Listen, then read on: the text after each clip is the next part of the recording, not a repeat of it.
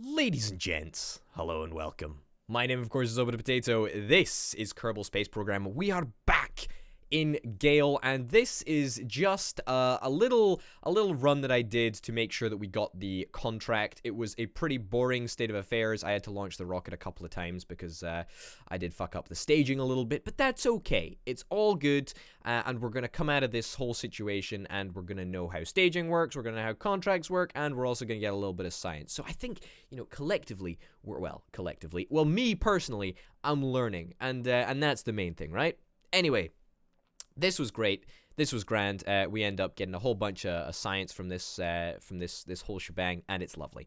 Anyway, this episode is all about airships, baby. We are 100% committed to airships, and we are 100% committing to exploring the beautiful skies of Gael. So the first thing that we needed to do was obviously unlock the technologies that are actually required for a construction of an airship. And we've already unlocked it with science, but we needed to buy the parts, so I just bought all of the parts. And now begins the construction of what is to date the most complicated craft for a multitude of reasons. I've played Kerbal Space Program a little bit before, but I've never built an airship. This is a completely new experience for me, so this was completely weird. We started with the gondola, the little, whatever you call it, canopy gondola thing. I think it's called a gondola. I don't know. I'm not an airship aficionado. And then we attached this massive balloon onto the top of it, which is I think called a rigid airship balloon. I don't know. I don't really know what it's called. And then the mod gives you the tools that you need to see the effect that the balloon will have on the payload. And this is super important because as an unpowered vehicle, all you can do is go up and down. Pretty much. I mean, you can go side to side a little bit, but up and down by inflating and deflating the balloon is pretty much all that you can really do here. So the little number down in the bottom right-hand corner that shows the altitude, that's actually really important for us because that tells us the maximum height that we can realistically hope to achieve. I put the whole plethora of science thing on here, the whole plethora of science things on here. I also stick a bunch of batteries because I'm thinking, hey, we've got a communicatron. We might be able to if we're quite near to the space center, we might be able to communicate with the space center. So that was my thought process there. It doesn't, spoilers, it doesn't really end up working out like that, but hey-ho. The launch stick, to try and make ourselves not tip over, I only put it on one side because I was optimistic, but it turns out that we might have needed it on both sides. And then I put a couple of little sounding rockets on. Now, I try to make sure that these aren't exactly pointing directly downwards, but, they're there just to make sure that we can, get somewhere. That was kind of the thought process there. That's the engine mount, by the way, that I was sort of playing around with a little bit there. That will become much more useful in the future. All right, let's get ready to launch this bad boy. Anyway, we're now here at Mission Control, and we can have a little look and see what suits us. So all of these 1-star things should conceivably be possible. Heat shield test, I mean, that is kind of possible, but not with the airship. If we can sort of line up the goals, hold a Mark 16 parachute into the space above Gael, altitude 3,000 to 11, speed 60 meters per second. Yeah, we're not going to be going at 60 meters per second, I don't imagine. Although, perhaps, we might. And conduct a focused observation. Take a crew report in a flight above 19,000 meters. 19,000 meters, 19,000 meters. Okay, we could try with the Mark 16 parachute. That might be something. We can make a quick little modification to our craft, because we do have one parachute on here just in case. I somehow managed to get it fitting on, but let's excuse me. There we go. Wrong button. We're not even remotely in the right building here. Wow, fantastic. Great stuff there, Potato. Anyway, as I was saying, yes, if this parachute fits on the plane, then I'm perfectly willing to do it. I mean, there is obviously going to be that one opportunity where we will be going above 60 kilometers per second. Not quite yet, Potato. 60 meters per second. We will be going above 60 meters per second probably when we fire off our sounding rockets. So that's going to be very interesting to see exactly what happens with that. Let's stick the parachute on, wherever the hell it is. Is it the Mark 16 parachute that we've already got on? I don't actually know. Ah, we do actually already have the Mark 16 parachute on. I didn't even know that, but that's fantastic. That is awesome. All right, I think that we're pretty much ready to launch. Let's go. Craft is too large for the runway? What? Max is 20. Height. The height is too much?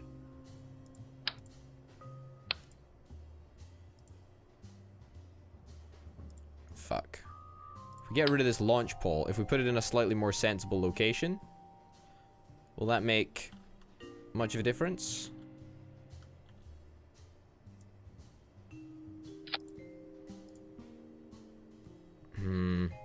Doesn't look like that is going to be possible. Fuck. Can we scale this down a little bit? I mean, I know if we take a little look down this hand side and have a little look at Gael, we can tweak this, right? So we could make it less tall. It won't, this will not fly, apparently. This would still be acceptable, I think.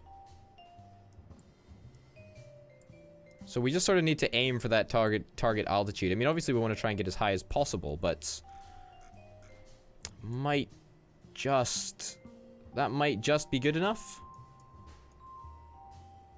80%. Height is still way too high.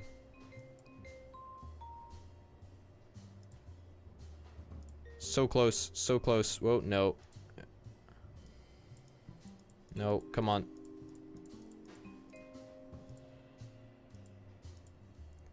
Maybe, let's try like... And this is going to be flying at under 10,000 meters, which is disappointing, really. I kind of wanted a little bit more. I mean, I guess that's fine for now. It's not exactly what we wanted, but we'll take it. We'll take it. But clearly the runway needs to be upgraded, needs to be supplemented, and we'll work to do that. All right. I'm hopeful that this isn't going to suck ass. I'm presuming that we are just going to take off. Ah, look, this is the ticket. Okay, let's get our science out here. You need to get 3,000 to 11,000 meters. I don't think that that's possible. Well, in fact, no, I do think it is possible. All right, let's do this. Let's do this. We're gonna take off. There we go. Nice and easy. Show experiments that are available. EVA report whilst over Gael. Indeed, we cannot do that right now. This is actually remarkably fast. It's bloody silent as well. This is honestly phenomenal. Honestly phenomenal. We can actually even turn on the light if we want. Lights on. So the reason that I took a bunch of electric charge is because if we should want to, we will have the opportunity to send back a butt ton of science if we get to any new zones. I don't really know where we're going to be heading for. It seems that this thing's fairly responsive. Whoa, okay. Yeah, this is actually very responsive. I guess the reaction control wheels in this, reaction wheels, whatever, they seem pretty decent. Is the landing light on? Lights off, lights on, headlights. The headlight's not working. What the fuck? Gee, it's not even possible. Alright, so soon we're gonna hit that sweet requirement. But for now, we're just excited to just let this thing continue to go up and up and up.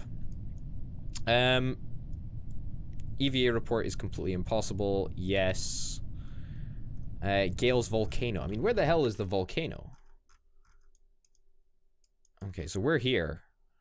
I mean, I can't fucking see where the volcano is. I have no idea where the volcano is. I kind of just want to maybe fly over that way. We've hit the 3,000, whatchamacallit. We are looking. Altitude control off? No. I guess that the buoyancy weight, I guess that's going to settle at 0 as soon as we get to the appropriate heights. Like as soon as we reach our max height, I imagine that'll cut out. Indeed, Potato, it does. That is exactly what happens. As soon as we reach our maximum altitude, our buoyancy hits 0, which is phenomenal because it means that we can basically ascend to whatever prescribed height it is that we see in the hangar, and then we arrive at it. This is a pretty passive way of traveling, as you can tell. There's probably going to be a couple more skips in here because there is a little, it's a little bit boring just watching a fucking balloon fly around for like half an hour or whatever. So be stay tuned for that. Yeah, that works. All right, let's just give it a shot. I'm gonna put him on, and then I'm gonna deploy the parachute towards the end of the rocket's run, so that we take the least amount of impact. This could potentially, blow the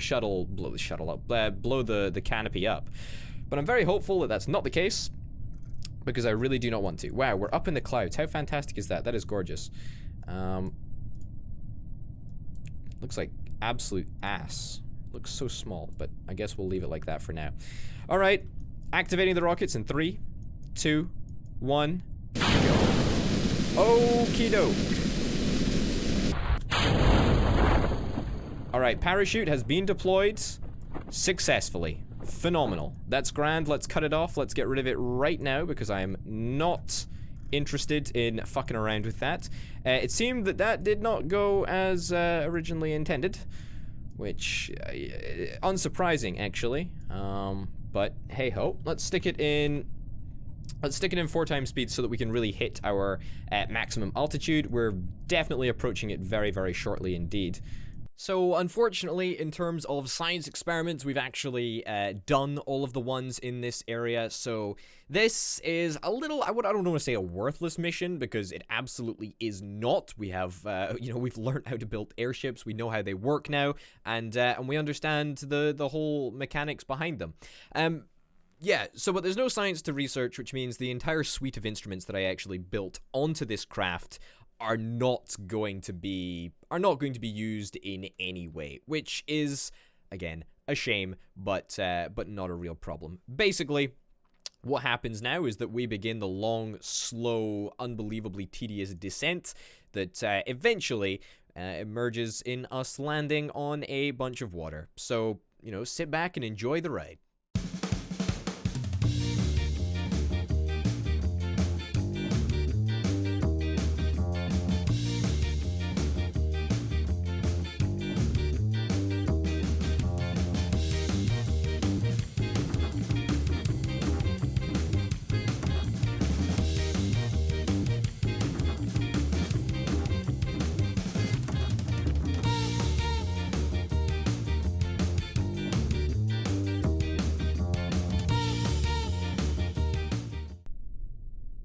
There we go, gently down, easy peasy, fantastic.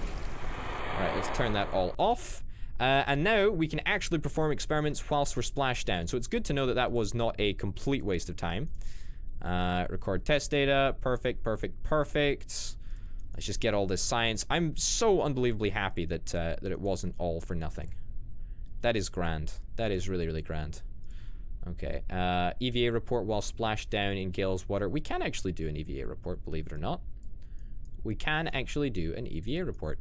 This is our first vessel with 3 crew on, by the way. EVA report. There we go. Can you swim back to the ship? I have a funny feeling that this may be impossible. Oh no, you're gaining. You are definitely gaining on there. Where is the door, though? That's another problem. Oh. It's not there. Do we want to have a little swim around the side? Yes, let's have a little swim around here, buddy. Alright. Let's keep on bumping into the craft as we go. Oh, there we go. There we have it. Hey, we did it. Fantastic. And we conducted an EVA report as well. So that's us pretty much completed everything. There's a little bit more to be done with the mystery goo side of things, but that's not bad. For the Sovereign's first flight, I'll fucking take that. We made money, we completed a contract, we got science. It's all looking up. All right, how much science did we end up getting? We ended up getting whole 10 science. It's up to a total of 75 science now. That is very, very nice indeed. 75 71,000 in cash is not an insignificant amount of money, and all three of you chaps did a fantastic job. You each gained experience. I didn't fiddle around with who was in the cockpit. Why not spread our experience around and see who does best with their experience. Okay, so we've got a little bit of money. I don't think we really have the ability to upgrade anything. No, that's not. We're not even close. We're not even close to anything actually. Let's have a little look at research. Since we've got so much research to burn, we might as well take this opportunity to at least have a look and see what we can do. I would love to get some engines for the atmosphere. So just regular jet engines or propeller engines would be lovely. A lot of this stuff, life support, yeah. That's not really that essential when you're not in space. I mean, it is, but well, that was a little bit of a sweeping statement. I suppose if you're on another planet, then life support is actually remarkably important. However, I just feel that we're not on another planet, and therefore that's not really an issue. Stability, winglet, radial decoupler. That's not really what I'm after. Aviation, however, is perhaps the golden ticket that we're really wanting. How much is this going to cost in terms of science? I don't actually know. I don't really give a shit about any of this nonsense. Let's get it. How much is this going to cost in terms of science? 45 science. That's actually pretty fucking good. That's actually really, really good. I don't feel the need to unlock any of these parts. I mean, the aerodynamic nose cone, yeah, sure, perhaps, but I don't really feel the need. The question is how much is it going to cost us in terms of cash in order to unlock all of these parts? Because probably a lot of money, but at the same time, perhaps not. Okay. Hey. I was thinking, okay, it's going to be a lot of money, but I wasn't thinking that it was going to be that much money. What we could actually do is buy an engine. The problem with an engine on an airship is that we can still only reach that maximum height of... Oh, that's pretty cool. Whoa, my God, what the fuck is that? That looks amazing. The problem with getting that is that we'd still be limited by the size of the balloon, which is indeed a very, very big issue for us. Conduct a focused observational study. I think that we probably want to do this below 19,000 meters, near Pilot's Doom. All right, let's do it. Let's do this. Let's try and do it. An observational survey above 19,000. Well, we can do it below 19,000 meters. That's definitely possible. However, in an airship, we're going to be very, very, very, very hard done by to get 19,600. All right, let's try our very best to make this happen. We are going to have to buy an engine for this, but we're only going to be able to afford one. Is there a cheap engine that I can get? Like, what's the cheapest, best propeller engine that we can get? We're going to need an air intake as well. Yeah, that costs 3,000. That costs more than a fucking engine? Really?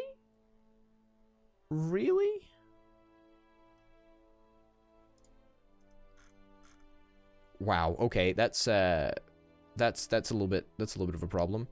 Stationary thrust 20,000 kilonewtons. You provide 30,000 kilonewtons, right? So I don't know why we just don't go for the. It seems at this level that the regular old turboprop engines look a hell of a lot better than the jet engine that we're being offered down here, which is nice. Don't get me wrong, but not the end of the world. Also, I'm not entirely sure if we've got the fuel tanks for the job, but I'm very, very hopeful that we do. All right, without further ado, let's just go and get the Vortex engine. Let's do it. I've done it. I feel kind of bad, kind of guilty. Egg-shaped fairing. Yeah, we're not going to need fairings for a little while yet. The small circular air intake. Yes, we're going to get this one as well. Fantastic. So let's set us back a couple of bob. A little bit annoying there, but what can you do? All right, let's do this. Let's try and improve our airship. So the great thing about improving this airship is that we already have a firm base from which to go from that we don't really need to modify whatsoever, actually. We just need to add an engine mount somewhere that doesn't look utterly ridiculous to add on this hugely powerful engine that should be great for us. Now, I don't want to spoil anything, but the end result that ends up coming out of this is not exactly pretty. It's functional, yes. It's not pretty, no, not by any long stretch. But, you know, aesthetics need to come after the science, let's be honest here. So we end up mounting this non-symmetrical beam, this engine mount, underneath. We also need, of course, a little bit of fuel to power the whole thing. So we need to you need to put the fuel right next to the engine, since we don't actually have any fuel pipes, which is a major problem. So the engine needs to be mounted to the fuel, which needs to be mounted to the engine mount. Because if we mounted it on the gondola, then it would be at a super awkward angle. Bear in mind, all we need to do is accomplish the goal of getting to the area on the minimap below 19,000 feet and accomplishing the mission. And if we can do some science en route, then that is additionally a bonus. But the Sovereign Mark II looking like an absolutely great airship, and I think you guys will agree with me. It's got a couple of surprises up its sleeve. So yeah. Very, very interesting, to say the least. Alright, I'm hopeful that this is going to fly, but I'm not convinced. I'm not convinced. So, it's a pretty botched job. The air intake is completely facing the wrong direction. Yes, I know that. It looks like it's going to be... the height is going to be fine for the runway. We've got that one mission to head to that one place and conduct that one experiment at under 19,000 meters. And that is achievable. That is achievable. This is fine. This is fine. It's okay. That's okay. This launching stick was going to support us because I thought we were going to fall the other way, but that's okay. It doesn't matter. It's okay. It's fine. It's fine. It's fine. It's fine. Let's just put this all the way up to the top. It's going to take a little while to get buoyant, but it's okay. It's okay. You gotta believe. There we go. It's fine. It's fine. It's fine. It's fine. Whilst we're waiting for this to happen, let's take a quick little look and see if we can see the point that we need to head to. The point that we need to head to is over there. Activate navigation. Fantastic. I'm gonna be completely honest. My favorite thing about airships is the fact that they are so unbelievably chill, and you can just take your time and just relax when you're doing it. Because at the end of the day, this was a very, very, very chill journey. It was super, super chill. However, the engine performed absolutely fantastically. At the moment, we haven't quite reached the point where we become less buoyant, I guess. Well, you know, as I was saying earlier, we have a maximum height due to our buoyancy and how big the balloon is and how many little gas particles are in there or whatever. I don't know. Anyway, we have a maximum height. However, this engine is actually so strong that it has managed to push through that height, and we end up going to a negative buoyancy or negative buoyancy weight ratio, whatever.